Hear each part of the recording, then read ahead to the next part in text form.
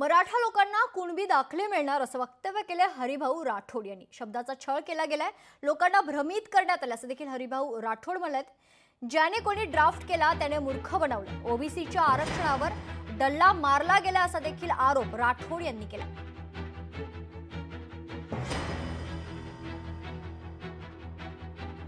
आरक्षणाच्या बाबतीत काल माननीय मुख्यमंत्री महोदयांनी स्पष्टीकरण देण्याचा प्रयत्न केला। कोणाचा कोणाला धक्का लागणार नाही, ओबीसीचा ओबीसीला आणि मराठ्याचा मराठ्यांना आरक्षण मिळेल। परंतु मला असं वाटतं की मुख्यमंत्री साहेबांना सुद्धा कोणीतरी भ्रमित केलेला आहे किंवा त्यांना तो जीआरच कळला नसेल आणि असा छल केलेला आहे की कोणाला कळूही नाही आणि आरक्षणही त्यांना मिळालं पाहिजे आणि लोकांना भ्रमित करायचं आणि परत सांगायचं की ओबीसी, मला सांगा की ओबीसी मधून जर दिलं नसेल तर मग त्यांना दिलं कोसून। माननीय मुख्यमंत्र्यांनी थोडा आणखी उलगडा करावा। जो कोण ज्याने ड्राफ्ट केलाय ना त्यांनी मूर्ख बनवलेला आहे। एक तर त्यांना मूर्ख बनवलेला आहे किंवा सरकार ओबीसीला मूर्ख बनवून पाहत आहे।